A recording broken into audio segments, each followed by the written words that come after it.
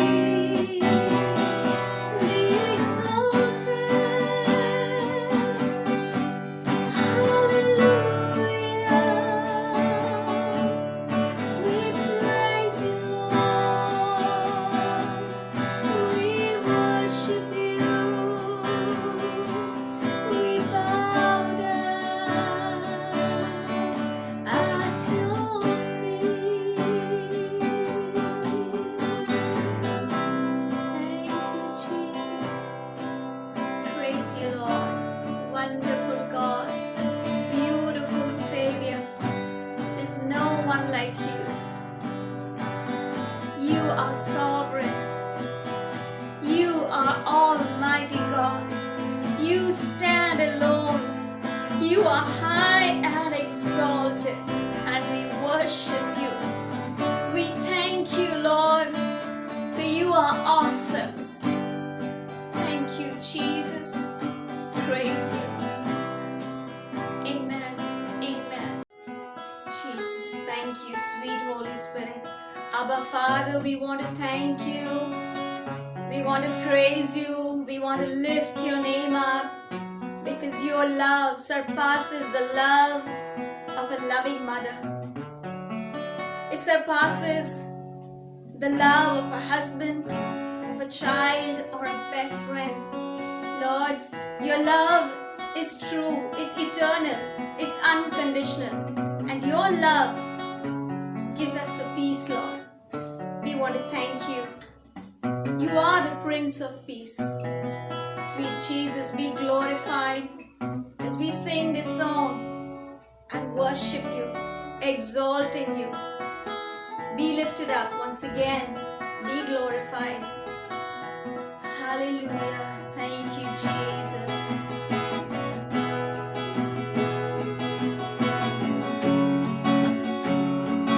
Hallelujah.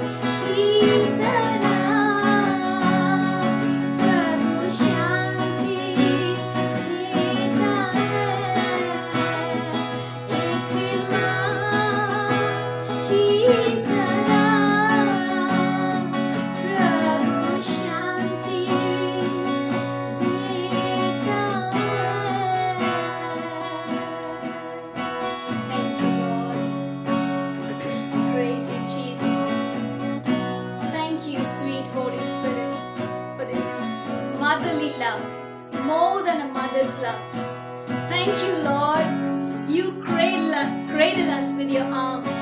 You rock us and keep us close to your breast. You embrace us. You wipe away our tears. You are the comforter. Holy Spirit, there's no one else who can comfort the way you comfort.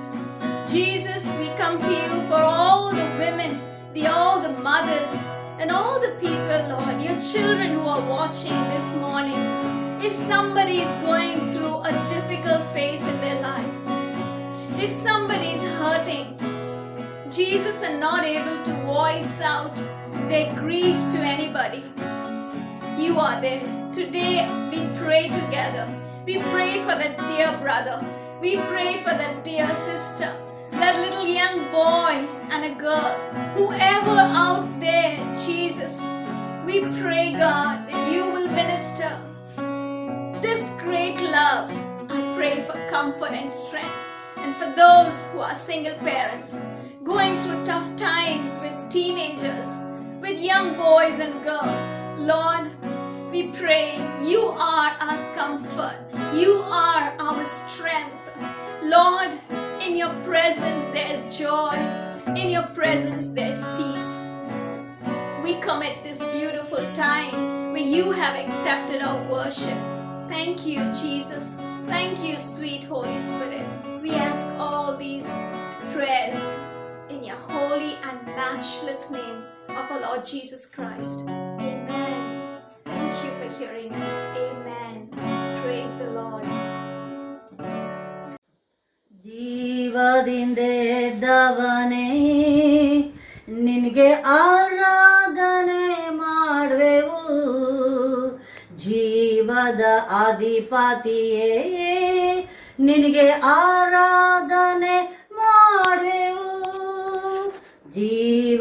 ಜೀವದಿಂದೆದ್ದವನೇ ನಿನಗೆ ಆರಾಧನೆ ಮಾಡುವೆವು ಜೀವದ ಅಧಿಪತಿಯೇ ನಿನಗೆ ಆರಾಧನೆ ಮಾಡುವೆವು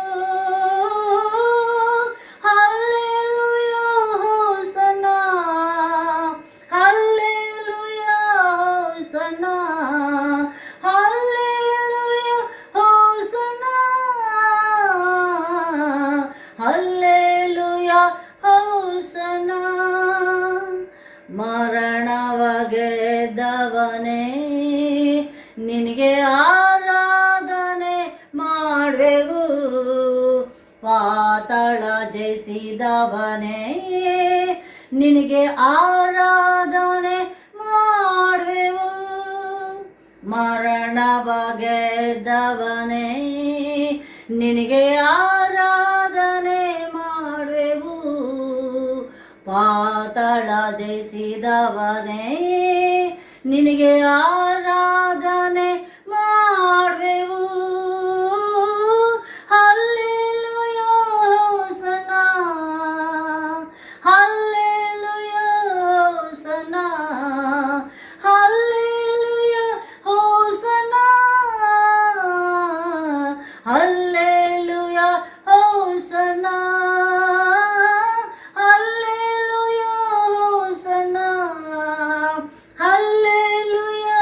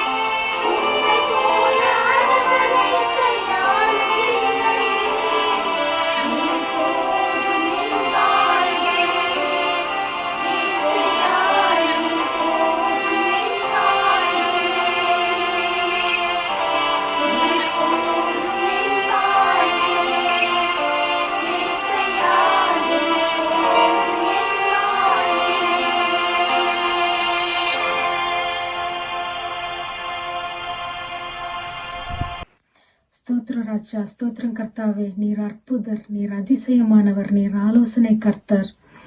என்ன துன்பங்கள் எங்கள் வாழ்க்கையில் வந்தாலும் அதை நீக்க வல்லவராய் இருக்கிறீர். என் தேவன் நீர் பெரியவர் ஏசப்பா. ஹல்லேலூயா, ஸ்தோத்திர ராஜா.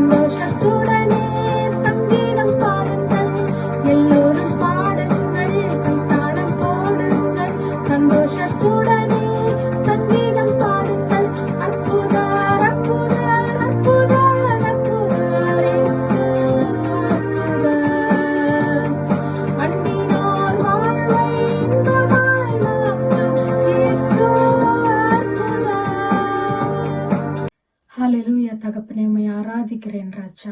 நீர் ஒருவரே புகழப்படத்தக்கவர். நாங்கள் எதை கேட்டாலும் ஆம் என்றும் ஆமேன் என்றும் பதிலளிக்கிற தேவனாய் இருக்கிறீர். உம்முடைய சமூகத்தில் எப்பொழுதும் எங்களுக்கு சந்தோஷம் உண்டு. ஹல்லேலூயா. உம்மை ஸ்தோத்திரிக்கிறேன் ராஜா.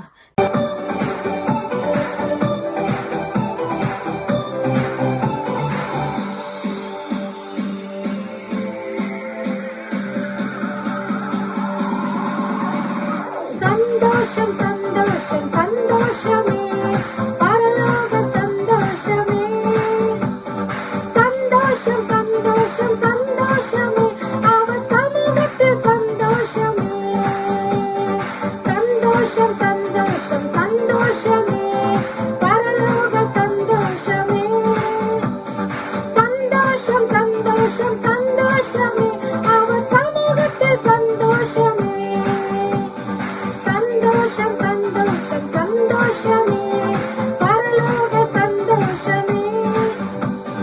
சந்தோஷம் சந்தோஷம் சந்தோஷமே, அவர் சமூகத்தில் சந்தோஷமே. இயேசுவின் சமூகத்தில் சந்தோஷமே. இயேசுவின் சமூகத்தில் சந்தோஷமே.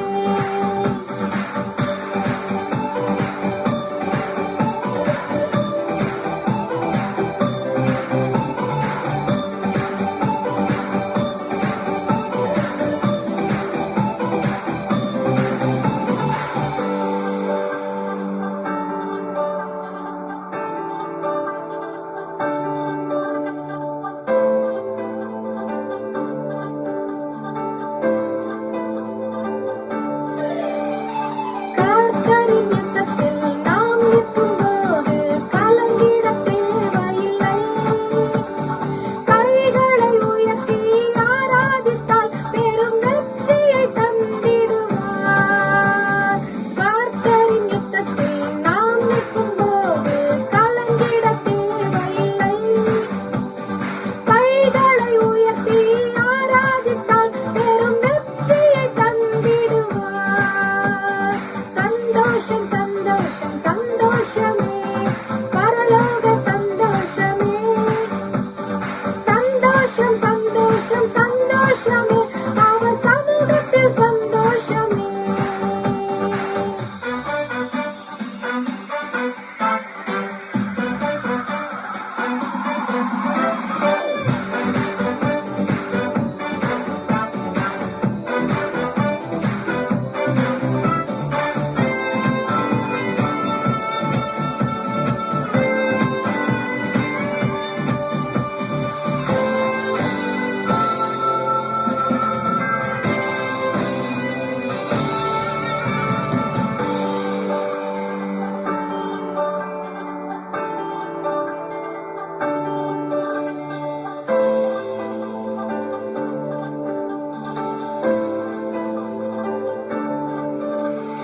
போராட்டம் பாடுகள் நம் வாழ்வில் வந்தாலும் சோர்ந்திடவே வேண்டாம்.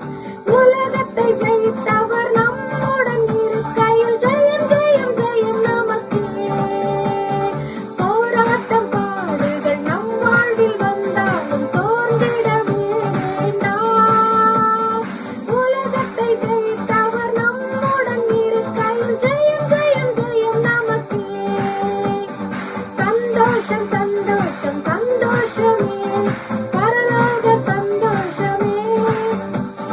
சந்தோஷம் சந்தோஷம் சந்தோஷமே, அவர் சமூகத்தில் சந்தோஷமே.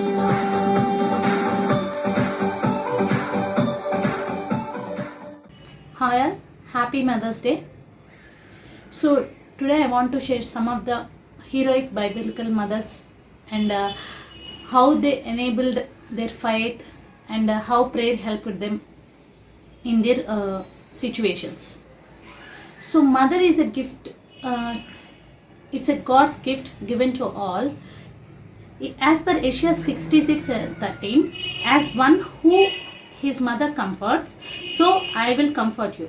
Here Lord promises that he will comfort us as mother comforts. So here he is telling that we are getting comfort from mother. That comfort is the great comfort. So God himself is saying that we are having more comfort in mother on this earth. Hannah is one of the biblical mothers who fight for a child. So she is the most inspiring mother in the Bible. She remained unable to have child for a long time, and she had to face jealous, and she has to face the pain from other women who has been giving many number of children to her husband. But one day she cried and she prayed a lot to the God. Then God answered her. So she got a baby boy, and who is the great prophet in Israel. So it tells us that prayer makes impossible things as possible. So I want to share one more mother, Shunammite woman. So if we consider the story of Elisha, 2 Kings 4:8-37. In that we were able to know about Shunem is the city where one old woman used to stay, and she is a rich woman as well, and she was not having any babies, but she saw Elisha, who is a holy man. She wants to help Elisha, and she gave the meals and the place to stay there. So God was pleased with her, and he gave a miracle to her. He blessed her with a baby boy. So after some days, the boy was dead, but the woman didn't cry at all. He laid that boy on the same bed Elisha used, and she went to the Elisha's place. When her husband asked her about the problem, she clearly said, everything is all right, all is well, and she didn't say any wrong word about that. And she went to Elisha's place, and in between she had to talk to Elisha's servant, but she didn't say anything to him as well. She went to Elisha and directly said to her. Then Elisha understood about her situation, and he came to her home and prayed, and he laid on him. Then only the boy woke up and he was alive. Here we can see the great faith that the woman have on the God. Through Elisha, he did great miracle to her. So God gave life to the dead. It is because of faith alone. So we know, Jesus said, if we have a faith as mustard seed, we can see lot of miracles in our life. So through this woman's story, we can see two things. One is helping others, though we are in pain, and the other means having faith on the God. So I wish all of you have great faith on the God and have great miracles in your life. So I want to explain one more quote is, we have to honor our parents, because it is the 5th commandment which Lord God has commanded to Moses and to everyone. Children, obey your parents in the Lord, for this is right. Honor your father and mother. This is the first commandment with a promise, that it may go well with you and that you may live long in the land. So God is clearly giving a commandment with a promise. So if we honor our parents, we may live long on the earth, and He is promising in that we will enjoy our life. So honor our parents and enjoy the God's blessings. Thank you. Because how can we love God whom we don't see? St. John says, how can you say that you love God whom you don't see, if you do not love your neighbor whom you see? Jesus said, I was hungry and you gave me to eat.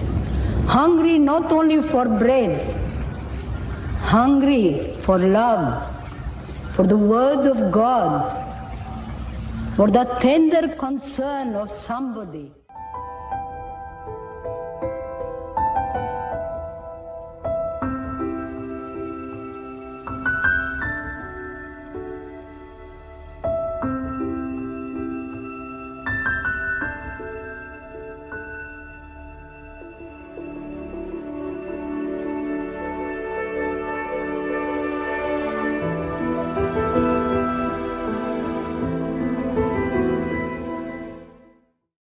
Mother Teresa is the founder of Missionaries of Charity. Mother Teresa was born on 26 August 1910 in Skopje, the current capital of the Republic of Macedonia. Her father was an Albanian businessman and politician, and her mother was a grocer. Her parents named her Agnes Gongze Bojaxiu. Her father died when she was 8 years old. At the age of 18, Agnes decided to dedicate herself to God's work. She became a nun and changed her name to Mary Teresa. She became to be known as Mother Teresa when she took her religious vows in 1931. She promised to be the spouse of Jesus for eternity. She came to India in 1929 and initiated her novice in Darjeeling, West Bengal as a teacher. On September 10, 1946, she transformed her life completely. She began her missionary work among the poor by working as a teacher. However, the widespread poverty of Calcutta made a deep impression on her, and this led to her starting a new order called the Missionaries of Charity. The primary objective of this mission was to look after people, which nobody else was prepared to take up. She chose to wear a white Indian saree with a blue border out of respect for the traditional Indian dress. For many years, Mother Teresa and a small band of fellow nuns survived on minimal income and food, often having to beg for funds. But slowly her efforts with the poorest were noted and appreciated by the local community and Indian politicians. Teresa felt that serving others was a fundamental principle of the teachings of Jesus Christ. She often quoted the words of Jesus, "Whatever you do to the least of my brethren, you do it to me." As Mother Teresa said to herself, "Love cannot remain by itself, it has no meaning. Love has to be put into action, and that action is service." When she was asked how to promote world peace, she replied, "Go home and love your family." Mother Teresa suffered various health problems, but nothing could dissuade her from fulfilling her mission of serving the poor and needy. Until her very last illness, she was active in traveling around the world to the different branches of the Missionaries of Charity. Mother Teresa died of heart failure on September 5, 1997, at the age of 87, just 5 days after Princess Diana had met her. In 2016, Mother Teresa was declared a saint by Pope Francis. Not all of us can do great things, but we can do small things with great love. Mother Teresa, in all aspects of her life, was a generous dispenser of divine mercy, making herself available for everyone through her selfless defense of human life, those unborn and those abandoned and discarded. She bowed down before those who were left to die on the side of the road, seeing in them their God-given dignity. She made her voice heard before the powers of this world, so that they might recognize their guilt for the crime of poverty they created. Mother Teresa was a living saint who offered a great example and inspiration to the world. The Missionaries of Charity, we are fully consecrated to Jesus to serve the poorest of the poor, and by so doing to satiate his thirst, the thirst of Jesus on the cross for love for souls, by working at the salvation and sanctification to the poorest of the poor. It's a most wonderful gift of God to us to serve the poor, because Jesus said very clearly, "Whatever you do to the least, you did it to me." If you receive a little child, you receive me. If you give a glass of water, you give it to me. And when we die and go home to God, again we will hear Jesus say, Come, you blessed of my Father, possess the kingdom prepared for you. Because I was hungry and you gave me to eat. I was thirsty and you gave me to drink. I was homeless and you took me in. I was naked and you clothed me. I was sick and in prison and you visited me. This is the most beautiful gift of God to us, that we can be 24 hours with Him in the Blessed Sacrament and with Him in the poor. The sisters are now all over the world serving and loving the poor. Every different countries, they have different poverty, but all are the children of God, our brothers and sisters.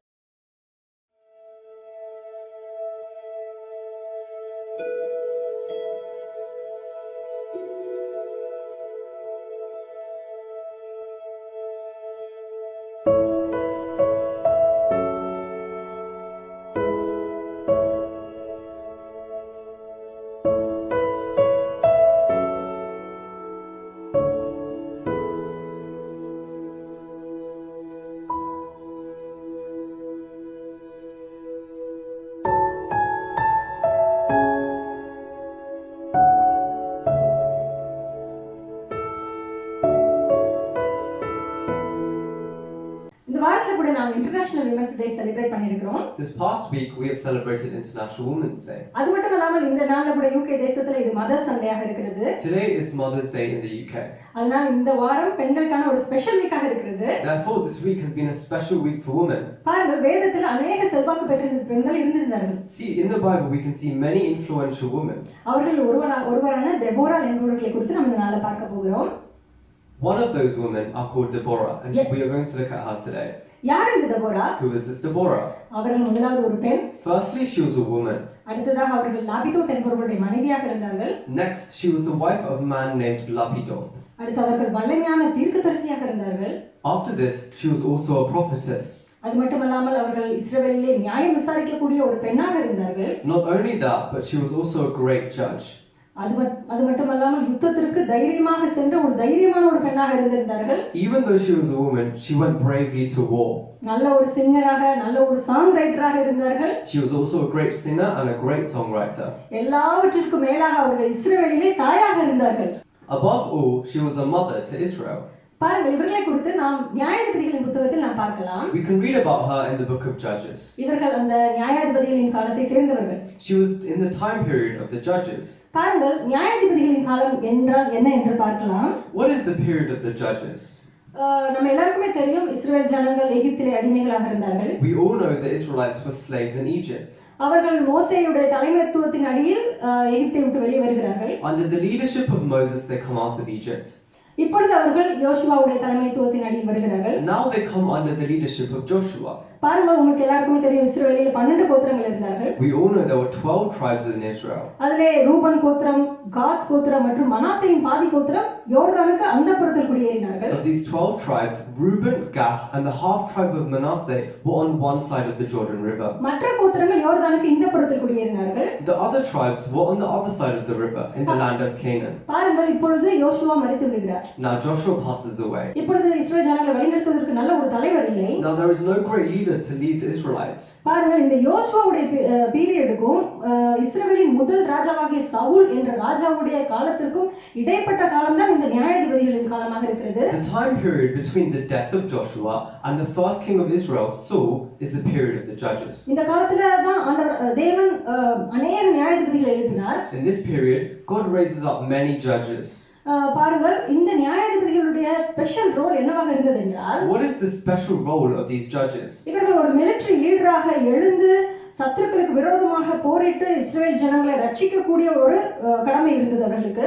Their role was to act as a military commander, rise up the soldiers of Israel and fight against their oppressors. பாருங்கள், இந்த நியாயாதிபதியின் காலத்தில் இந்த மக்களுடைய மனநிலைமை எப்படியாக இருந்தது என்று நாம் பார்க்கலாம். Let's look at the mindset of the Israelites during this time. நியாயாதிபதிகள் 21ஆம் அதிகாரம் 25ஆம் வசனம் இப்படியாக சொல்கிறது. You can see this in Judges chapter 21 verse 25. அந்நாட்களிலே இஸ்ரவேலிலே ராஜா இல்லை, அவனவன் தன் தன் பார்வைக்கு சரி போனபடி செய்து வந்தான். In those days Israel had no king. All the people did whatever seemed right in their own eyes. அவங்களுடைய கண்ணுக்கு எது சரின்னு தெரிஞ்சோ அந்த காரியத்தை தான் அவர்கள் செய்தார்கள். Whatever seemed right to their eyes they did. தேவனுக்கு எவ்வளவெல்லாம் கோபப்படுத்த முடியுமோ அவ்வளவெல்லாம் கோபப்படுத்தினார்கள். They angered God as much as they could. தேவனுடைய பார்வைக்கு பொல்லாப்பான காரியங்களை செய்தார்கள். They did evil in the sight of God. தேவனை விட்டு பின்வாங்கி போன நாட்களில் எல்லாம் தேவன் என்ன செய்தார் என்று இப்பொழுது நாம் பார்க்கலாம். Let's see what God does every time they turn away from him. நியாயாதிபதிகள் 2ஆம் அதிகாரம் 14ஆம் வசனம் இப்படியாக சொல்கிறது. You can see this in Judges chapter 2 verse 14. அப்பொழுது கர்த்தர் இஸ்ரவேலின் மேல் கோபம் உண்டவராகி அவர்கள் அப்புறம் தங்கள் சத்துருக்களுக்கு முன்பாக நிற்கக்கூடாதபடி கொள்ளையிடுகிற கொள்ளைக்காரர் கையில் அவர்களை ஒப்புக்கொடுத்து அவர்களை சுற்றிலும் இருக்கிற அவர்கள் பகைஞரின் கையிலே விற்று போட்டார். In his anger against Israel, the Lord gave them into the hands of their raiders, who plundered them. He sold them into the hands of their enemies all around, whom they were no longer able to resist. எப்பொழுதெல்லாம் தேவனுக்கு தம்முடைய முதுகை காட்டினார்களோ அப்பொழுதெல்லாம் தேவன் அவர்கள் பக்கத்தில் இருக்கிற சத்துருக்களுடைய கைகளை விற்று போட்டார். Whenever they turned their back to God, God delivered them into the hands of their enemies. பாருங்கள், இந்த சத்துருக்கள் உடனே அவர்கள் என்ன செய்வார்கள் என்றால் அந்த மக்களை கொடுமையாக கொடுமைப்படுத்துவார்கள். Immediately, their oppressors oppressed them tightly. அவர்கள் வலியும் வேதனையும் தாங்க முடியாமல் தேவனை நோக்கி முறையிடுவார்கள். Not being able to stand the pain, they cry out to the Lord. தேவன் உடனே மனமிரங்குவார். God immediately has compassion. ஒரு நியாயாதிபதியை எழுப்புவார். He raises the judge. அந்த நியாயாதிபதி எழுந்து ஒரு மிலிட்டரி லீடராக செயல்பட்டு சத்துருக்களின் கையிலிருந்து இவர்களை விடுவிப்பார். The judge acts as a military commander to save the people from the hands of their enemies. பாருங்கள், இப்படியாக தான் அவங்களுடைய வாழ்க்கை இந்த நியாயாதிபதிகளின் காலத்தில் போய் கொண்டிருந்தது. This is how the Israelites' lives were during the time of the judges. பாருங்கள், இப்படியாக அவர்கள் தேவனை கோபப்படுத்தின போது தேவன் அவர்களை முதலாவது மெசொப்பொத்தாமியா ராஜாவுடைய கையில் ஒப்பு கொடுத்து விட்டார். The first time when they turned their back to God, God delivers them into the hands of the king of Mesopotamia. அந்த ராஜா இவர்களை கொடுமைப்படுத்தினபடியினால் இவர்கள் தேவனை நோக்கி முறையிடுகிறார்கள். தேவனும் ஒத்னியேல் என்ற ஒரு நியாயாதிபதியை எழுப்புகிறார். They cry out to the Lord, and God raises a judge named Othniel. உடனே அவனும் இவர்களை அந்த சத்துருக்களின் கைகளில் இருந்து இந்த மக்களை விடுவிக்கிறார்.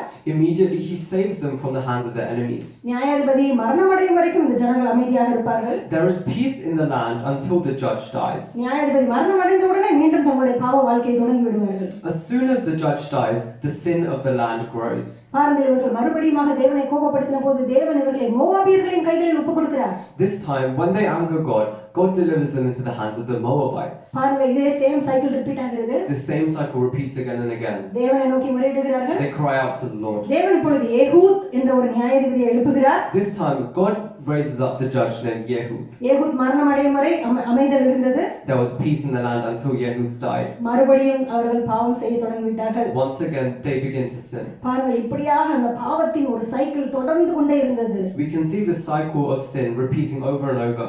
இந்த நேரத்துல கூட நாம் நம்மை ஆராய்ந்து பார்க்க வேண்டியது மிகவும் முக்கியமான ஒரு காரியமாக இருக்கிறது. It is very important for us to analyze ourselves in this time. நம்முடைய வாழ்க்கையில கூட இப்படியாக பாவத்தில் விழுவதுமாக நாம் இருக்கிறோமா என்று நாம் நம்மை இந்த நேரத்தில் ஆராய்ந்து பார்க்க வேண்டும். Can we see a similar cycle of sin in our own lives? We must analyze. தேவன் நம்மை ஒரு அடிமைத்தனத்திலிருந்து கிருபையாக வெளியே எடுத்திருப்பார். In grace, God delivers us from our bondage. கொஞ்ச நாட்களுக்கு பிறகு நாமே வேண்டி விரும்பி வில்லிங்காக இன்னொரு அடிமைத்தனத்துக்குள் போய் மாட்டிக்கொள்கிறோம். After a few days, willingly we sacrifice ourselves into another sin. பாருங்கள், இப்படிப்பட்ட ஒரு சைக்கிள் நம்முடைய வாழ்க்கையில் காணப்படுகிறதா என்று இந்த நேரத்துல நாம் ஆராய்ந்து பார்க்க வேண்டும். In this time, let us analyze ourselves to see if we can see a similar cycle. நாம் கடைசி காலத்தில் வாழ்ந்து கொண்டிருக்கிறோம். We are living in the last days. ஆண்டவராகிய இயேசு கிறிஸ்து எப்பொழுது வேண்டுமானாலும் திருடனைப் போல வரப்போகிறார். Our Lord Jesus Christ can come at any time like a thief. காலையோ மதியமோ மாலையோ நள்ளிரவோ எந்த நேரத்திலும் அவர் வருவார். He can come in the morning, afternoon, or even evening. அவர் வரும் வேளையை நாம் அறியாதபடியால் நாம் விழித்திருக்க வேண்டும். As we do not know the time when he will come, we must be aware at all times. நான் நாளைக்கு பார்த்துக் கொள்கிறேன் என்று காலம் தாழ்த்தாதீர்கள். We must not waste time thinking we will do it tomorrow. இன்றைக்கே இரட்சணிய நாள். Today is the day of salvation. மறுபடியும் சொல்கிறேன், இன்றைக்கே இரட்சணிய I நாள். say once again, today is the day of salvation. பாருங்கள், இந்த இரண்டாம் நியாயாதிபதியாக ஏகூத் மரணமடைந்த பின்பு என்ன நடந்தது என்று நாம் பார்க்கலாம். Let's see what happens after this second judge, Yehud, dies. நியாயாதிபதிகள் 4ஆம் அதிகாரம் முதல் 3 வசனத்தை நாம் வாசிக்கலாம். In Judges chapter 4, the first 3 verses. Ehud மரணம் அடைந்த பின்பு இஸ்ரவேல் புத்திரர் திரும்ப கர்த்தரின் பார்வைக்கு பொல்லாப்பானதை செய்து வந்தார்கள். ஆகையால் கர்த்தர் அவர்களை ஆத்சோரில் ஆளுகிற யாபீன் என்னும் கானானியருடைய ராஜாவின் கையிலே விற்று போட்டார். அவனுடைய சேனாபதிக்கு சிசரா என்று பெயர். அவன் புறஜாதிகளுடைய பட்டணமாகிய அரோசேத்திலே குடியிருந்தான். அவனுக்கு 900 இருப்பு ரதங்கள் இருந்தது. அவன் இஸ்ரவேல் புத்திரரை 20 வருஷம் கொடுமையாய் ஒடுக்கினான். இஸ்ரவேல் புத்திரர் கர்த்தரை நோக்கி முறையிட்டார்கள். Again the Israelites did evil in the eyes of the Lord, now that Ehud was dead. So the Lord sold them into the hands of Jabin, king of Canaan, who reigned in Hazor. Sisera, the commander of his army, was based in Harosheth Hagoyim. Because he had 900 chariots fitted with iron and had cruelly oppressed the Israelites, for 20 years they cried out to the Lord for help. பாருங்கள், Ehud மரணம் அடைந்த பின்பு இஸ்ரவேல் ஜனங்கள் மீண்டும் இந்த பாவத்தின் சைக்கிள்க்குள் போனார்கள். See, after Ehud dies, the Israelites repeatedly go back into the cycle. இப்பொழுது தேவன் அவர்களை கானானியர்களின் கைகளில் ஒப்புக்கொடுத்து விட்டார். This time God delivers them into the hands of the Canaanites. பாருங்கள், இந்த கானானியருடைய ராஜாவின் பெயர் யாபீன். The king of the Canaanites is called Yabin. அவருடைய சேனாபதியின் பெயர் Sisera. His chief commander is called Sisera. பாருங்கள், இவர்கள் இஸ்ரவேல் புத்திரர்களை 1 வருஷம் இல்ல 2 வருஷம் இல்ல 20 வருடங்கள் ஒடுக்கினார்கள். Not for 1 or 2 years, but for 20 years they cruelly oppressed the Israelites. வலியும் வேதனையும் தாங்க முடியாமல் இப்பொழுது இஸ்ரவேல் ஜனங்கள் தேவனை நோக்கி முறையிடுகிறார்கள். Unable to stand the pain and torture, the Israelites cry out to the Lord. பாருங்கள், இந்த கானானியர்களுடைய ராஜாவின் காலத்தில் இஸ்ரவேலுடைய நிலைமை எப்படியாக இருந்தது என்று நாம் பார்க்கலாமா? Let's see the state of the Israelites during the time of his reign. நியாயாதிபதிகள் 5ஆம் அதிகாரம் 6ஆம் வசனம் இப்படியாக சொல்கிறது. In Judges chapter 5 verse 6. பெரும் பாதைகள் பாழாய் கிடந்தது. The highways were abandoned. வழி நடக்கிறவர்கள் பக்க வழியாய் நடந்தார்கள். Travelers took to winding paths. பாருங்க, ஒரு இடத்துல இருந்து இன்னொரு இடத்துக்கு போனா அவங்க மெயின் ரோட யூஸ் பண்ண முடியாது, ஹைவே யூஸ் பண்ண முடியாது. அவங்க ஏதோ சைடு வே எடுத்து தான் பக்க வழியாக தான் போக வேண்டும். To go from one place to another, they could not take the straight road but must go through winding paths. இந்த காலத்தில் கிராமங்கள் பாழாய் கிடந்தன. In this time the villages were destroyed. அந்த இஸ்ரவேல் ஜனங்களுடைய கையில் ஒரு கத்தியோ ஒரு ஸ்பியரோ ஷீல்டோ எதுவுமே கிடையாது. In the hands of the Israelites they had no sword, shield or spear. பாருங்க, சுத்தமா பவர்லெஸ்ஸாக இருந்தார்கள். They were completely powerless. சத்துருக்கள் அவர்களை இப்படியாக தான் வைத்திருந்தார்கள். The enemies had them in this condition. எகிப்திலே அடிமைகளாக இருந்த இஸ்ரவேல் ஜனங்களை விடுதலை செய்து கொண்டு வந்து பாலும் தேன் கொடுக்கிற கானான் தேசத்திலே தேவன் இப்பொழுது அவர்களை வைத்திருக்கிறார். God has rescued the Israelites from their slavery in Egypt and brought them to the land of milk and honey, Canaan. பாருங்கள், இப்பொழுது அவர்கள் தங்களுடைய சொந்த தேசத்திலே அடிமைகளாக இருக்கிறார்கள். See, now even in their own land they are treated as slaves. அவருடைய பரிதாபமான நிலைமையை பாருங்கள். Look at their pathetic state. இதுதான் இஸ்ரவேல் ஜனங்களுடைய நிலைமையாக இருந்தது. This was the condition of the Israelites. பாருங்கள், அவர்கள் வலியும் வேதனையும் தாங்க முடியாமல் தேவனை நோக்கி பொழுது முறையிடுகிறார்கள். Unable to stand the pain of this torture, they cry out to the Lord. பாருங்கள், இந்த காலகட்டத்தில் நியாயாதிபதியாக இருந்தவருடைய பெயர் Barak. The judge of this time was called Barak. இப்பொழுது பாராக்கிற்கு தேவனுடைய அழைப்பு வருகிறது. Now this calling comes to Barak from the Lord. நான் ஏற்கனவே சொல்லியிருந்தேன், நியாயாதிபதியுடைய ஸ்பெஷல் ரோல் என்னவென்றால் அவர்கள் மிலிட்டரி லீடராக எழுந்து சத்துருக்களின் கைகளில் இருந்து இந்த ஜனங்களை விடுவிக்க வேண்டும். As I mentioned before, the role of the judge is to act as a chief commander and raise the Israelites against their oppressors. ஆனால் இந்த தேவனுடைய அழைப்பை பாராக் ஏற்க மறுக்கிறார். However, Barak rejects this calling from God. ஏனென்றால் Barak தன்னை பார்க்கிறார். This is because Barak sees himself. சத்துருக்களின் கைகளில் இருக்கக்கூடிய 900 iron chariots பார்க்கிறார். He sees the 900 iron chariots in the hands of the enemies. அப்பா, என்னால் இந்த காரியத்தை செய்யவே முடியாது என்று ஒரு முடிவுக்கு வந்துட்டார். He comes to the decision that he cannot do this. பாருங்கள், இப்படிதான் இந்த பாராக்கை போல நாமும் அநேக நேரங்களில் உலகத்தில் இருப்பவனிலும் நம்மோடு கூட இருக்கிற தேவன் பெரியவர் என்பதை மறந்தே போய் விடுகிறோம் வாழ்க்கையில்.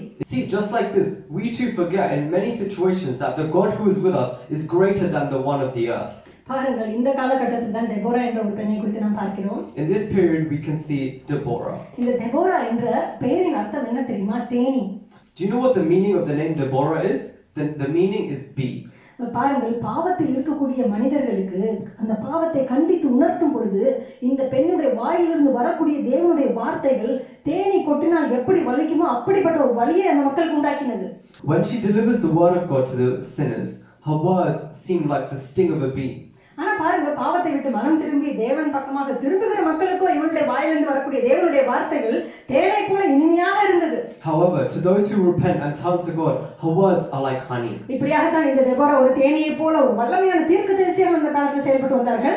This is how Deborah was a great prophetess, like a bee in those times. அது மட்டுமல்லாமல் அவர்கள் இஸ்ரவேல் ஜனங்களை நியாயம் விசாரிக்கக்கூடிய ஒரு பெண்ணாகவும் இருந்து வந்தார்கள். Not only that, but she was also a judge.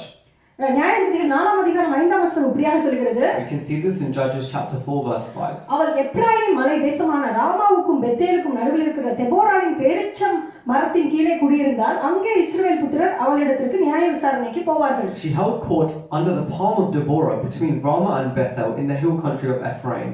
And the Israelites went up to her to have their disputes decided. அந்த பேரிச்ச மரத்துக்கு அடியில் உட்கார்ந்து அழகாக அந்த ஜனங்கள் அத்தனை பேரையும் ஞானமாக நியாயம் விசாரித்துக் கொண்டிருந்தார்கள். Under the palm tree, she handled the disputes of all the Israelites. இவர்கள் ஒரு தீர்க்கதரிசியாக இருக்கிறபடியால் இப்பொழுது தேவனுடைய வார்த்தை இவர்கள் மூலமாக பாராக்கை நோக்கி வருகிறது. As she is a prophetess, the word of God about concerning Barak comes to her. பாருங்கள் இவர்கள் பாராக்கை வரவழைத்து என்ன சொல்லுகிறார்கள் என்று பார்க்கலாம். She calls Barak over. Let's see what she says to him. நியாயாதிபதிகளின் புத்தகம் 4ஆம் அதிகாரம் 6ஆம் 7ஆம் வசனம் இப்படியாக சொல்கிறது. In Judges chapter 4 verse 6 and 7 we see this. அவள் நப்தலியில் உள்ள கேதேசில் இருக்கிற அபினோகாமின் குமாரன் பாராக்கை வரவழைத்து நீ நப்தலி புத்திரர்களும் செபுலோன் புத்திரர்களும் 10,000 பேரை கூட்டிக் கொண்டு தாபோர் மலைக்கு போக கடவா என்றும் நான் யாபீனின் சேனாபதியாகிய சிசராவையும் அவன் ரதங்களையும் அவன் சேனையையும் கீசோன் பள்ளத்தாக்கிலே உன்னிடத்திற்கு வர இழுத்து அவனை உன் கையில் ஒப்புக் கொடுப்பேன் என்றும் இஸ்ரவேலின் தேவனாகிய கர்த்தர் உனக்கு கட்டளையிடவில்லையா என்றார். She sent for Barak son of Abinom from Kadesh in Naphtali and said to him, the Lord, the God of Israel commands you, go, take with you 10,000 men from Naphtali and Zebulun, and lead them up to Mount Tabor. I will lead Sisera, the commander of Jabin's army, with his chariots and his troops, to the Kishon river and give him into your hands. So இவர்கள் என்ன சொல்கிறார்கள்? நப்தலி புத்திரர்களும் செபுலோன் புத்திரர்களும் ஒரு 10,000 பேரை கூட்டிக் கொண்டு நீ போய் தாபோர் மலையில் போய் நிற்க வேண்டும் என்று சொல்கிறார்கள். So what is she saying? She tells him to take 10,000 men from the tribe of Naphtali and Zebulun and stand on the Mount Tabor. அவர்கள் செய்ய வேண்டியதெல்லாம் அந்த மலையின் மேல் போய் நிற்க வேண்டும், அவ்வளவுதான். All he has to do is stand on the mountain. பாருங்கள், நாம் செய்ய வேண்டிய காரியத்தை செய்தால் தேவன் அவர் செய்ய வேண்டிய காரியத்தை தானாக செய்வார். See, when we do our part, God will always do his. பாருங்கள், இந்த இடத்தில் தேவன் என்ன சொல்கிறார் என்று. Let's see what God says in this. நீ போய் தாபோர் மலையிலே போய் நிற்கும் பொழுது when you stand on the Mount Tabor, நான் என்ன செய்வேன் என்றால் what I will do, சிசராவையும் Sisera 900 iron chariots அவனுடைய சேனைகளையும் அவனுடைய ஜனங்களையும் அந்த கீசோன் பள்ளத்தாக்கிற்கு இழுத்து கொண்டு வருவேன் என்று சொல்கிறார். and his 900 chariots and all his people I will bring to the valley of Kishon. அது மட்டுமல்லாமல் அவனை நான் உன் கையில் ஒப்புக் கொடுப்பேன் என்று சொல்கிறார். Not only that, but I myself will deliver him into your hands. பாருங்கள், இப்படிப்பட்ட வல்லமையான தேவனுடைய வார்த்தைகள் வந்த பொழுதிலும் பாராக்குடைய பதில் என்னவாக இருந்தது என்று பாருங்கள். See, even when these great words of God comes to Barak, let's see what his reply is. இந்த முறை பாராக் தேவனுடைய அழைப்பை நிராகரிக்கவில்லை, ஆனால் அவன் என்ன சொல்கிறான் என்று பாருங்கள். This time he does not reject the calling of God, but let's see what he says. நியாயாதிபதிகள் புத்தகம் 4ஆம் அதிகாரம் 8ஆம் வசனம் இப்படியாக சொல்கிறது. Judges chapter 4 verse 8. அதற்கு பாராக் நீ என்னோட கூட வந்தால் போவேன், என்னோட கூட வராவிட்டால் நான் போக மாட்டேன் என்றான். Barak says to her, if you go with me I will go, but if you don't go with me I won't go. பாருங்கள், இந்த நேரத்திலும் அவனுடைய பயந்த சுபாவத்தை பாருங்கள். See, even in this time we can see his cowardliness. நீ என்னோட கூட வந்தால் நான் போவேன், இல்லை என்றால் நான் போக மாட்டேன் என்று சொல்கிறான். Only if you come with me I will go, otherwise I will not go. இதற்கு தெபோரா என்ன பதில் கொடுத்தார்கள் என்று பார்க்கலாம். Let's see what Deborah gives as a reply to this. நியாயாதிபதிகள் புத்தகம் 4ஆம் அதிகாரம் 9ஆம் வசனம் இப்படியாக சொல்கிறது. Judges chapter 4 verse 9. அதற்கு அவள் நான் உன்னோட கூட நிச்சயமாய் வருவேன், ஆனாலும் நீ போகிற பிரயாணத்தில் உண்டாகிற மேன்மை உனக்கு கிடையாது. கர்த்தர் சிசெராவை ஒரு ஸ்திரீயின் கையில் ஒப்புக் கொடுப்பார் என்று சொல்லி தெபோராள் எழும்பி பாராக்கோட கூட கேதேசுக்கு போனாள். Certainly I will go with you, says Deborah, but because of the course you are taking, the honor will not be yours, for the Lord will deliver Sisera into the hands of a woman. So Deborah went with Barak to Kadesh. பாருங்க, நான் ஒரு பெண்ணாக இருக்கிறேன், ஒருவருடைய மனைவியாக இருக்கிறேன், யுத்தத்திற்குலாம் நான் எப்படி வர முடியும்?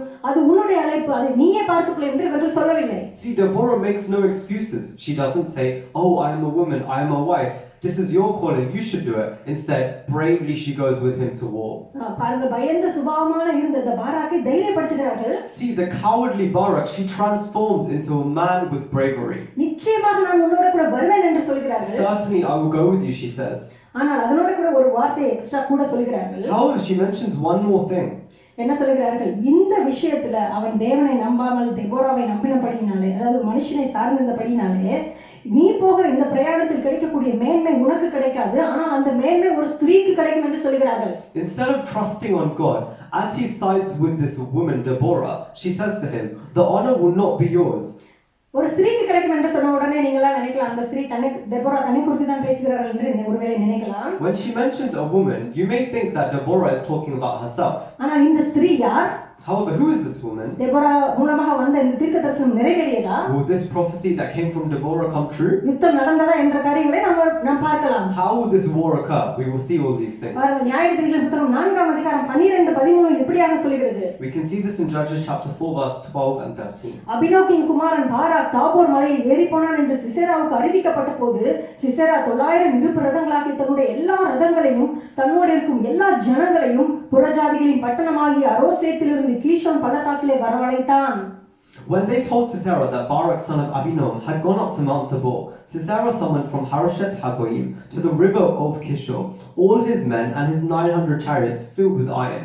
பாருங்கள், பாராக் தாபோர் மலைக்கு ஏறி போனான் என்ற செய்தியை கேட்ட உடனே இங்க சிசேரா அவனுடைய 900 அயன் சாரியட்ஸையும் மற்ற அவனுடைய சேனைகளையும் அழைத்து கொண்டு வந்து கீஷோர் பள்ளத்தாக்கிலே நிறுத்தி விட்டார். See, when Sisera hears that Barak has gone up to the mountain with all his men, he brings all his 900 chariots and all his men down to the Kishon valley. பாருங்கள், இந்த வசனத்தை படிக்கும் பொழுது ஏதோ சிசேரா தான் அவனுடைய 900 சாரியட்ஸையும் அவனுடைய சேனையையும் கொண்டு வந்து கீஷோன் பள்ளத்தாக்கிலே நிறுத்தினது போன்று நமக்கு தோணலாம். See, when we read this verse, it may occur to us that Sisera is the one that brought the men to the valley. ஆனால் ஏற்கனவே தேவனாகிய கர்த்தர் தெபோரா மூலமாக என்ன சொல்லியிருந்தார்? However, what did God already say through Deborah's prophecy? நீ போய் தாபோர் மலையில போய் நிற்கும் பொழுது நான் சிசேராவையும் அவனுடைய சேனைகளையும் இழுத்து கொண்டு வந்து கீஷோன் பள்ளத்தாக்கிலே நிறுத்துவேன் என்று ஏற்கனவே தேவன் சொல்லியிருந்தார். God has already mentioned, all you have to do is go stand on Mount Tabor. I myself will drag the men to the valley. பாருங்கள், தேவன் சொன்ன வார்த்தைகள் எப்படியாக நிறைவேறுகிறது என்று. See how the words of God have been perfectly fulfilled. வானமும் பூமியும் ஒளிந்து போனாலும் தேவனுடைய வாயிலிருந்து வரக்கூடிய வார்த்தைகள் ஒரு நாள் ஒளிந்து போகாது. The heavens and earth may pass away, but the word of God will never pass away. பாருங்கள், யுத்தம் நடந்ததா என்று நாம் இப்பொழுது பார்க்கலாம். Now let's see how the battle unfolds. அதற்கு முன்னதாக நீங்கள் ஒரு காட்சியை just imagine பண்ணி பாருங்கள். Before this, let's imagine a scene. ஒரு 10,000 பேர் கையில கத்தி இல்லாம ஸ்பியர் இல்லாம ஷீல்ட் இல்லாம ஜஸ்ட் போய் ஒரு மலையில நின்னுகிட்டு இருக்காங்க. That we can see 10,000 men just standing on top of the hill, no shield, no knife, not even a sword. ஆனா கீழ அந்த பள்ளத்தாக்குல பாருங்க 900 அயன் சாரியட்ஸ் நிக்குது. At the bottom of the valley, 900 iron chariots are waiting. இப்பொழுது modern day டவுன்ல சொல்ல வேண்டும் என்றால் வெல் எக்யூப்டாக இருக்கக்கூடிய 900 tankers அந்த இடத்துல ரெடியாக நிக்குது. We could compare this to modern day 900 tankers. இந்த 10,000 பேர் இந்த 900 tankers கூட வந்து மோத போறாங்களா என்று நமக்கு இது பார்க்கவே ஒரு மலைப்பாக இருக்கிறது. It seems astonishing to us that 10,000 men could even hope to battle against these 900 tankers. இந்த காரியத்தை ஹியூமன் பிரெயினால புரிந்து கொள்ளவே முடியாது. By human brain we could never understand this. இப்பொழுது யுத்தம் எப்படியாக நடக்கிறது என்று பார்க்கலாம். Let's see how amazingly this battle unfolds. நியாயாதிபதிகள் புத்தகம் 5ஆம் அதிகாரம் 20 இருந்து 22 வசனங்கள் இப்படியாக சொல்கிறது. You can see this from Judges chapter 5 verse 20 to 22. வானத்திலிருந்து யுத்தம் உண்டானது. From the heavens the stars fall. நட்சத்திரங்கள் தங்கள் அயனங்களிலிருந்து சிசராவோடு யுத்தம் பண்ணின. From their courses they fought against Sisera. கீஷோன் நதி பூர்வ நதியாகி கீஷோன் நதியை அவர்களை அடித்து கொண்டு போயிற்று. The river Kishon swept them away. The age-old river, the river Kishon. என் ஆத்துமாவே நீ பலவான்களை மிதித்தாய். March on my soul. அப்பொழுது குதிரைகளின் குளம்புகள் பாய்ச்சலினாலே பலவான்களின் பாய்ச்சலினாலே பிளந்து போயின என்று இந்த வசனம் சொல்கிறது. Then thunders the horses' hooves, galloping go his mighty steeds. பாருங்கள், இந்த கீஷோன் பள்ளத்தாக்கிலே கீஷோன் நதி என்று ஒரு சின்ன நதி ஓடிக்கொண்டிருக்கிறது. At the bottom of this Kishon valley there is a small Kishon river. பாருங்கள், சாதாரணமாக நடந்தே ஒருவர் அதை கிராஸ் பண்ணி விடலாம். You could even cross this river by walking. அவ்வளவு ஒரு சின்ன நதி. That's how insignificant it was. யாருமே எதிர்பார்க்கல அந்த நதியில அப்படிப்பட்ட ஒரு வெள்ளம் வரப்போகிறது என்று. No one could expect such a flood from such a small river. அதனால தான் சிசேரா தன்னுடைய 900 chariotsையும் அவருடைய சேனைகளையும் அந்த இடத்தில் கொண்டு வந்து நிறுத்தி இருந்தார். This is why Sisera brought his 900 chariots and stationed them here. அவன் நிறுத்தவில்லை, தேவன் நிறுத்தி இருந்தார். God he did not station them, but God brought them there. பாருங்க, இப்பொழுது வானத்திலிருந்து திடீரென்று ஒரு பெரிய மழை உண்டாகிறது. From the skies we can see a great rain. அந்த பெரும் மழையினால பயங்கரமான ஒரு வெள்ளம் உண்டாகிறது. From this great rain a great flood develops. அந்த சுனாமியை போல ஒரு வெள்ளம் திடீரென்று எழும்பி இந்த 900 அயன் சாரியட்ஸையும் அடித்து கொண்டு போய் விட்டது. A flood with currents strong as a tsunami crashes into the chariots and breaks them to pieces. வசனம் என்ன சொல்கிறது? குதிரையின் குளம்புகள் பிளந்து போயினவாம். What does the Bible verse say? The horses' hooves are split in two. பாருங்கள், கர்த்தருடைய யுத்தம் இப்படியாகத்தான் இருக்கும். This is how the war of God will be fought. இஸ்ரவேல் ஜனங்களை தொடர்ந்து விரட்டி கொண்டு வந்த பார்வோனுடைய சேனைகளை பார்வோனுடைய ரதங்களை செங்கடலில் தேவன் எப்படியாக மூழ்கடித்தார் செய்தாரோ அதே போன்ற ஒரு காரியம் தான் இங்கேயும் நடைபெறுகிறது. Just how God destroyed the chariots of the Pharaoh with the Red Sea, similar to this we can see another occasion. தேவன் நேற்றும் இன்றும் என்றும் மாறாதவராக Our இருக்கிறார். God doesn't change yesterday, today or forever. நம்மை தொடர்ந்து நெருக்கிற சத்துருக்களுடைய நிலைமை இப்படியாகத்தான் இருக்கும். This is what happens to our enemies that chase us constantly. வேத வசனம் என்ன சொல்கிறது? What does the Bible verse say? கர்த்தர் உங்களுக்காக யுத்தம் செய்வார். God will do war for you. நீங்கள் சும்மா இருப்பீர்கள். You must keep your peace. இதுவே கர்த்தரின் யுத்தம். This is the war of God. பாருங்கள் அடுத்து சிசராவுக்கு என்ன நடந்தது என்று பார்க்கலாம். Let's see what happens to Sisera after this. நியாயாதிபதிகள் புத்தகம் 4ஆம் அதிகாரம் 15ஆம் வசனம் இப்படியாக சொல்கிறது. Judges chapter 4 verse 15. சிசரா ரதத்தை விட்டு இறங்கி கால்நடையாய் ஓடி போனான். Sisera got down from his chariot and fled on foot. நியாயாதிபதிகள் புத்தகம் 4ஆம் அதிகாரம் 17ஆம் வசனம் இப்படியாக சொல்கிறது. In Judges chapter 4 verse 17. Sisera கால்நடையாய் கேனியனாகிய ஏபேரின் மனைவி யாகேலுடைய கூடாரத்துக்கு ஓடி வந்தான். அப்பொழுது யாபீன் என்னும் ஆத்சேரின் ராஜாவுக்கும் கேனியனான ஏபேரின் வீட்டுக்கும் சமாதானம் உண்டாயிருந்தது. Sisera meanwhile fled on foot to the tent of Jael, the wife of Heber the Kenite, because there was an alliance between Jabin king of Hazor and the family of Heber the Kenites. பாருங்க Sisera தப்பித்து இப்பொழுது ஒரு வீட்டுக்குள் ஓடி வருகிறான். தஞ்சம் புகுந்து ஓடி வருகிறான். See, Sisera seeks shelter under the tent of someone. Okay, அந்த குடும்பம் யாராக இருந்தார்கள் என்றால் மோசேயின் மாமனுக்கு ரிலேட்டிவ்ஸாக இருந்தார்கள். Who is this family? They are the relatives of Moses' father-in-law. பாருங்க இந்த கணவனுடைய பெயர் Heber. The husband's name is Heber. மனைவியுடைய பெயர் யாகேல். The wife's name is Jael. இந்த ஏபேர் கானானுடைய ராஜாவாகிய யாபீனோடு ஒரு நல்ல அலையன்ஸில் இருந்தவன். This Heber had an alliance between him and Jabin king of Hazor. ஆனா இந்த யாகேலோ இஸ்ரவேலின் தேவனை நேசித்த ஒரு பெண். However, this Jael was a woman who feared God. Sisera என்ன நினைத்தான்? இது நம்மாளுடைய வீடு என்று நினைத்து உள்ள வருகிறான். Sisera thought that this is one of my friends, I can be with them. நீ இந்த நேரத்திலே ஏபேர் வீட்ல இல்லை. At this time, Heber was not at home. யாகேல் மட்டும் தான் வீட்டில் இருக்கிறார்கள். Only Jael is at home. அவனுக்கு மிகுந்த தாகம் உண்டானபடியால் தண்ணீர் கேட்கிறான். He's very thirsty, so he asks for some water. யாகேலோ தண்ணீருக்கு பதிலாக பாலை குடிக்கிறார்கள். Instead of water, Jael brings him some milk. நம்ம எல்லாருக்குமே தெரியும், ரொம்ப டயர்டா இருக்கிறவங்களுக்கு பாலை குடிக்க கொடுத்தால் அவர்கள் அயர்ந்த நித்திரைக்குள் போய் விடுவார்கள் என்பது நமக்கு தெரியும். We all know that if you bring someone who's very tired a glass of milk, they will fall into a deep sleep. பாருங்க இந்த பாலை குடித்துவிட்டு சிசரா அயர்ந்த நித்திரையில் இருக்கிறார். After drinking this sleep, exhausted, he falls into a great sleep. இப்பொழுது யாகேல் என்ன செய்கிறார்கள் என்று பார்க்கலாம். Now let's see what Jael does. நியாயாதிபதிகள் புத்தகம் 4ஆம் அதிகாரம் 21ஆம் வசனம் இப்படியாக சொல்கிறது. In Judges chapter 4 verse 21.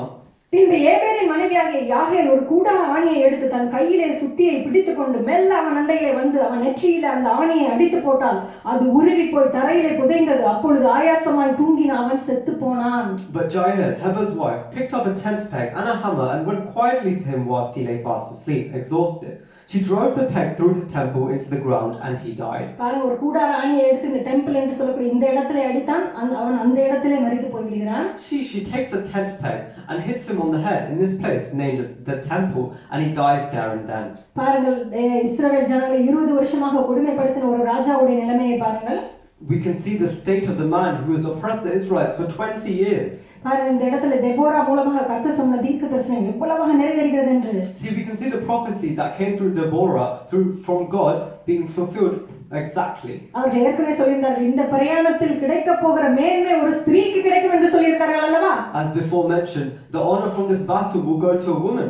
அந்த ஸ்திரீ இந்த யாகேல் தான். That woman is this Jael. பாருங்கள் வேதம் இந்த யாகேலை குறித்து என்ன நியாயாதிபதிகள் புத்தகம் 5ஆம் அதிகாரம் 24ஆம் வசனம் இப்படியாக சொல்கிறது. I can see what the Bible says about Jael in Judges chapter 5 verse 24. ஸ்திரீகளுக்குள்ளே கேனியனான ஏபேரின் மனைவியாகிய யாகேல் ஆசீர்வதிக்கப்பட்டவள், கூடாரத்தில் வாசமாயிருக்கிற ஸ்திரீகளுக்குள்ளே அவள் ஆசீர்வதிக்கப்பட்டவள் என்று. Most blessed of women be Jael, the wife of Heber the Kenite, most blessed of the tent dwelling woman. பாருங்கள் அடுத்ததாக இந்த யுத்தத்தில் கிடைத்த வெற்றியை தங்களுக்கென்று சொந்தமாக்கிக் கொள்ளாமல் இந்த பாராக்கும் தெபோராலும் தேவனை புகழ்ந்து ஒரு பாடல் பாடுகிறார்கள். Instead of taking the honor of the battle for themselves, Deborah and Barak compose a song to sing praises to God. நியாயாதிபதிகள் 5ஆம் அதிகாரம் முழுவதும் அந்த பாடல் இருக்கிறது. This whole song we can see in Judges chapter 5. தயவு செய்து அதை இந்த அதிகாரம் முழுவதும் நீங்கள் வாசித்து பாருங்கள். Please, if you have time, read this verse. அந்த அதிகாரத்தை வாசிக்கும் போது ஒரு காரியம் என்னை அதிகமாக கவர்ந்தது. When we read this chapter, one verse stood up to me specifically. பாருங்கள் இந்த யுத்தத்தில் தங்களுடைய உயிரையும் பொருட்படுத்தாமல் யுத்த களத்தில் வந்து நின்ற கோத்திரங்களுடைய பெயர்கள் இந்த வேதத்தில் குறிப்பிடப்பட்டுள்ளது. The names of the tribes who stood in the battle are mentioned here. ஆனால் இந்த யுத்தத்திற்கு வராமல் தங்களுடைய வீடுகளில் இருந்து வேடிக்கை பார்த்த கோத்திரங்களுடைய பெயர்களும் குறிப்பிடப்பட்டிருக்கிறது. However, those who merely watched from their tents, we can also see their names mentioned. இதெல்லாம் ஏன் வேதத்தில் குறிப்பிடப்பட்டிருக்கிறது? Why are all these being mentioned? நாம் செய்த நல்ல காரியங்களை மனிதர்கள் மறந்து போய் விடுவார்கள். Men can forget the great things that we do. பாருங்கள், ஆனால் தேவன் அதை ஒரு நாளும் மறக்க மாட்டார். However, God will never forget. நினைவு கூர்ந்து ஆசீர்வதிக்கிற தேவன். He will remember and bless us greatly. பாருங்கள், எத்தனை வருடங்களுக்கு பிறகு நாம் இந்த சம்பவத்தை நாம் வாசிக்கிறோம். We read this after how many years? பாருங்கள், இப்பொழுது கர்த்தருடைய யுத்தம் நடந்து கொண்டிருக்கிறது. See, now the war of God is ongoing. இந்த யுத்தத்தில் நீங்கள் வேடிக்கை பார்க்கிறவர்களாக இருந்து விடாதீர்கள். Please do not be onlookers who are just watching the battle. யுத்த களத்தில் இறங்கி தேவனுக்காக வைராக்கியமாக எழும்பி நிற்கக்கூடிய சேனைகளாக எழும்ப வேண்டிய காலம் இது. We must enter the battlefield of God and raise up to be part of the army of God. பாருங்கள், நியாயாதிபதிகளின் புத்தகம் 5ஆம் அதிகாரம் இப்படியாக முடிகிறது. Judges chapter 5 ends this way. அவரில் அன்பு கூறுகிறவர்களோ வல்லமையோடு உதிக்கிற சூரியனைப் போல இருக்க கடவர்கள் என்று பாடினார்கள். பின்பு தேசம் 40 வருஷம் அமைதலாக இருந்தது. May all who love you be like the sun when it rises in its strength. And there was peace in the land for 40 years. தேவனிடத்தில் அன்பு கூறுகிறவர்கள் வல்லமையோடு உதிக்கிற சூரியனைப் போல எழும்புவார்கள். Those who love God rise like the sun when it rises in its strength. பாருங்கள், இதிலிருந்து நாம் என்ன கற்றுக்கொள்கிறோம்? What can we learn from this? பாராக்குக்கு ஒரு அழைப்பு இருந்தது. Barak had a calling. தெபோராக்கு ஒரு அழைப்பு இருந்தது. Deborah had her own calling. யாகேலுக்கு ஒரு அழைப்பு இருந்தது. Jael had her own calling. அவர்கள் தங்களுடைய அழைப்பிலே நிலைத்து நின்றார்கள். They stood strong in their calling. நாம் ஒவ்வொருவருக்கும் தனித்தனியாக பேராக யூனிக்காக அழைப்பு இருக்கிறது. Each one of us, name by name, uniquely, we have our own calling. அந்த அழைப்பு என்ன என்பதை நாம் தெரிந்து கொள்ள வேண்டும். We must understand and know each one of our calling. அந்த அழைப்பிலே நாம் நிலைத்து நிற்க வேண்டும். We must stand firm in this calling. வேதவசனம் இப்படியாக சொல்கிறது. The Bible verses say like this. தேவன் அழைத்த அழைப்பும் கிருபை வரங்களும் மாறாதவைகள் என்று. The calling of God and the gifts that He gives us will never change. பாருங்கள், தெபோராக்கு தீர்க்கதரிசியாக இருக்கும்படியான தேவனுடைய அழைப்பிலே அவர்கள் நிலைத்து நின்றார்கள். See, Deborah stood in her calling to become a prophet. தேவன் சொன்ன வார்த்தைகளை யாருக்கும் பயப்படாமல் அப்படியே சொன்னார்கள். Without fearing about anything, she bravely stood and delivered the word of God. இப்படிப்பட்ட தைரியம் அவர்களுக்கு எங்கே இருந்து வந்தது? Where did this bravery come from? கர்த்தருக்குள் அவர்கள் வளர்ந்திருந்தார்கள். She had grown in the knowledge of God. கர்த்தருக்குள் வளருவது என்றால் என்ன? What is it to grow in God? சத்தியத்தை கேட்பதும், To listen to the word of God. கேட்ட சத்தியத்தின்படி நடப்பதும் தான். To live by that knowledge day by day. பாருங்கள், ஆண்டவராகிய இயேசு கிறிஸ்து என்ன சொல்லி இருக்கிறார் என்று. What does God say? நானே வழியும் சத்தியம் ஜீவனுமாய் இருக்கிறேன் என்று சொல்லி இருக்கிறார். I am the way, the truth and the life, He says. சத்தியமாய் இருக்கிற ஆண்டவராகிய இயேசு கிறிஸ்துவுக்குள் நாம் வளரும் பொழுது இப்படிப்பட்ட தைரியம் நமக்கு உண்டாகிறது. When we grow in the truth, that is Jesus Christ, we too will grow. அது மட்டுமல்லாமல் அவர்கள் அநேக ஜனங்களை நியாயம் விசாரிக்க கூடிய ஒரு பெண்ணாக இருந்தார்கள். She also had the knowledge and wisdom to judge for all the people of Israel. இஸ்ரவேலிலே தாயாக இருந்தார்கள். She was a mother to Israel. இப்படிப்பட்ட ஞானமும் வல்லமையும் அவர்களுக்கு எங்கே இருந்து வந்தது? Where did this knowledge and wisdom come from? கர்த்தருடன் இருந்த உறவிலே நிலைத்து இருந்தார்கள். From that relationship she had with God. பாருங்கள், பிதாவாகிய தேவனோடு நல்ல உறவை ஏற்படுத்தும்படியாக தான் ஆண்டவராகிய இயேசு கிறிஸ்து அந்த கல்வாரி சிலுவையிலே கோரமான மரணத்தை உங்களுக்காகவும் எனக்காகவும் ருசி பார்த்தார். Our Lord Jesus Christ died such a painful death on that cross just so we could have a relationship with our Father. அதனால தான் நாம் இப்பொழுது தேவனுடைய பிள்ளைகளாக இருக்கிறோம். That's why we are children of God today. கடைசியாக நான் என்ன சொல்கிறேன் என்றால், Finally, I have one thing to say. நான் ஒரு சாதாரண பெண் தானே. I am only a woman. நான் ஒரு சாதாரண ஒரு மனைவியாக இருக்கிறேன். I am just a wife. என்னாலலாம் இந்த மாதிரியான காரியங்கள்லாம் செய்ய முடியாது என்று வீட்டிலே முடங்கி இருந்து விடாதீர்கள். Don't think that you can stay at home and I will not be able to do these acts of bravery. ஒரு பயந்த சுபாவம் உள்ள ஒரு மனுஷனாக இருந்த பாராக்கை தைரியசாலியாக மாற்றினது இந்த Deborah. This cowardly man Barak was transformed by Deborah. பாருங்கள், எபிரேயர் நிருபத்தில் விசுவாச வீரர்களின் பட்டியலில் இந்த பாராக்குடைய பெயர் இடம்பெற்றிருக்கிறது. We can see in the book of Hebrews, in the faith list, we can see the name of Barak. பாருங்கள், தெபோராவால் இந்த காரியத்தை செய்ய முடியுமானால் உங்களாலும் என்னாலும் கண்டிப்பாக செய்ய முடியும். If Deborah can do this mighty thing, then you and me too can do it. பாருங்கள், யாகேல் எழுந்து நின்று தேவனுக்காக வைராக்கியமாக செயல்பட்டார்கள். See, when Jael stood up, she was a brave woman for God. அவர்களால் இந்த காரியத்தை செய்ய முடியுமானால் உங்களாலும் என்னாலும் கண்டிப்பாக செய்ய முடியும். If she can do this, then me and you too can do this. தேவன் தாமே இந்த வார்த்தைகளை ஆசீர்வதிப்பாராக. I pray that God blesses these words. Amen. Amen. Amazing word of God, powerful word, right word for the right time. Mothers are the backbone of the family, and God bless them mightily. Let's bow down for the prayer. நேசிக்கிற நல்ல பிதாவே, இந்த நல்ல ஒரு நேரத்தை கொடுத்ததுக்காக நன்றியோடு துதிக்கிறோம் கர்த்தாவே. வேதத்திலிருந்து தெபோராளை குறித்து நீங்க எங்களுக்கு கற்றுக் கொடுத்தீங்க, நன்றியோடு துதிக்கிறோம் கர்த்தாவே. உமக்காக வைராக்கியமாக எழுந்து நின்ற அந்த பெண்ணை குறித்து நாங்கள் பார்த்தோம் அப்பா, உண்மை நன்றியோடு துதிக்கிறோம் கர்த்தாவே. ஸ்தோத்திரிக்கிறோம் ராஜா. உமக்காக வைராக்கியமாக எழுந்து நின்ற யாகேல் என்ற பெண்ணை குறித்து நாங்கள் பார்த்தோம் அப்பா. ஹல்லேலூயா. எங்கள் ஒவ்வொருவரையும் நீங்கள் தெபோராளை போல யாகேலை போல நீங்கள் அழைத்திருக்கிறீங்க சுவாமி. அப்ப நாங்கள் பார்த்தது போல ஆண்டவரே, நீங்கள் அழைத்த அழைப்பும் கிருபை வரங்களும் மாறாதவைகளாக இருக்கிறபடி நான் நன்றியோடு துதிக்கிறோம் கர்த்தாவே. ஹல்லேலூயா. உம்மை நன்றியோடு துதிக்கிறோம். நீங்கள் அழைத்த அழைப்பில் நாங்கள் உறுதியாக நிற்க உதவி செய்யுங்க கர்த்தாவே. இந்த நேரத்தில் கூட இந்த வார்த்தை கேட்ட ஒவ்வொருவரையும் நீங்கள் ஆசீர்வதிங்க கர்த்தாவே. உங்களுடைய பரிசுத்த ஆவியானவர் இறங்கி ஒவ்வொருவரையும் இந்த நேரத்தில் தொட வேண்டுமாக நாங்கள் ஜெபிக்கிறோம். உங்களுடைய அபிஷேகம் ஒவ்வொரு பெண்கள் மேலும் விசேஷித்த விதமாக இறங்கட்டும் கர்த்தாவே. ஹல்லேலூயா. தெபோராளை போல எழும்ப வேண்டும் என்று நினைக்கிற ஒவ்வொரு பெண்களையும் ஆண்டவரே, இந்த நேரத்தில் ஆண்டவரே, உங்களுடைய கரம் அந்த பிள்ளைகள் மேல் அமர்ந்திருப்பதற்காக நன்றி அப்பா. உங்களுடைய வல்லமையின் கரம், உங்களுடைய அபிஷேகத்தின் கரம் அந்த பிள்ளைகள் மேல் இறங்குவதற்காக நன்றியோடு துதிக்கிறோம் கர்த்தாவே. ஸ்தோத்திரம். தேவனால் முடியாத காரியம் ஒன்றுமே இல்லை அப்பா. ஒரு பயந்த சுபாவம் உள்ள ஒரு பாராக்கை கர்த்தாவே, எபிரேயர் நிருபத்தில் ஆண்டவரே விசுவாசிகளின் பட்டியல் ஆண்டவரை இடம்பெற செய்த அந்த தெபோராளை போல நாங்களும் ஆண்டவரை உமக்காக அநேக காரியங்களை வைராக்கியமாக எழுந்து செய்ய உதவி செய்யுங்க. இதுவே ரட்சணிய காலம் அப்பா, இதுவே ரட்சணிய காலம். காலத்தை பிரயோஜனப்படுத்திக் கொள்ளும் உணர்வுள்ள இருதயத்தை எங்களுக்கு கொடுங்க ஆண்டவரே. சகல துதிகன மகிமை உங்களுக்கே செலுத்துகிறோம் ஆண்டவராக இயேசு கிறிஸ்து மூலமாக ஜெபிக்கிறோம் நல்ல பிதாவே. ஆமென். Go in peace and serve the Lord. Amen. Amen.